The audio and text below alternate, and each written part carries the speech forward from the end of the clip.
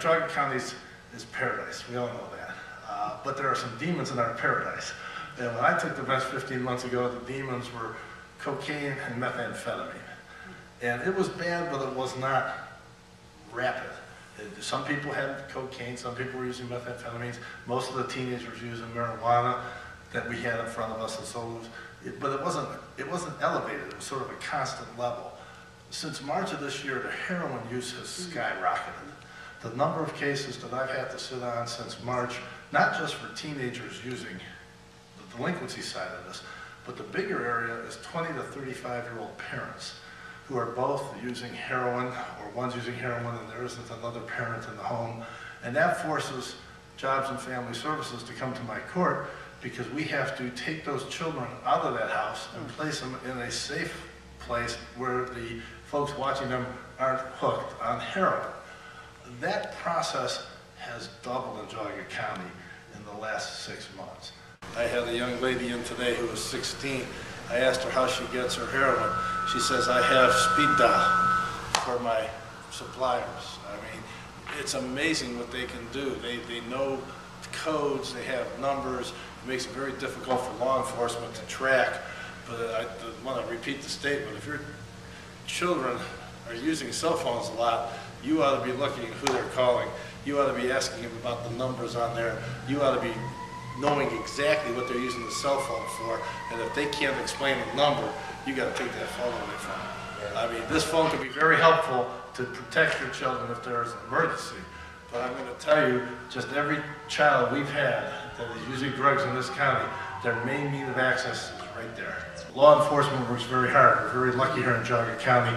But because of these phones and their ability to go online and to talk to each other in ways that are much faster than we were kids, that they can stay a step ahead. And so if you start seeing these things happening that are being described, you're really going to get involved in your children's life. And I know that there's the people we're here are the ones we need to preach to. If there's a lesson in all this, from my perspective, it's parenting. If your parents are involved with that child and knows what that child's doing, there's a less likelihood that child's going to find ways to use drugs. Some of them will still find. But in a lot of cases, the parents are detached from the children to begin with. They don't even know what their children are doing, which is a problem. I have a thing here called, we went to a zero tolerance in Geauga County on the juvenile court when I took the bench. If you get picked up for marijuana or alcohol, you will see the judge or the magistrate. There is no diversion. We're not going to lock you up and throw away the key. We're going to get you in the program first to try to help you deal with the drug or alcohol use. But I have been accosted by some parents who come up to me and says, what's your problem, Judge? Are you some sort of killjoy? I mean, didn't you use a little marijuana when you were in college? And the answer is no, I didn't. But secondly, I said, your child was 13. There's a big difference there, and the marijuana is much stronger than it was then. They'll say, what's the matter with a little drinking? Did you drink when you were 16? And the answer was no. My parents would have killed me if I got caught drinking when I was 16. It wasn't that I was a choir boy. I was scared of what would happen if I got caught doing that. I thank my parents today for being parents. Amen. But that's what's missing, and we've got to reinforce that concept, because it's not a rite of passage.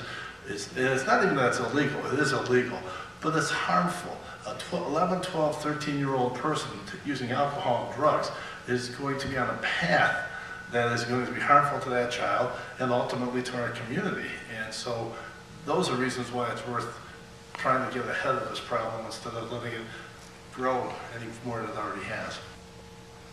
I would say that 80% of the teens that come into intensive outpatient, or we do the assessments on, do come from broken homes.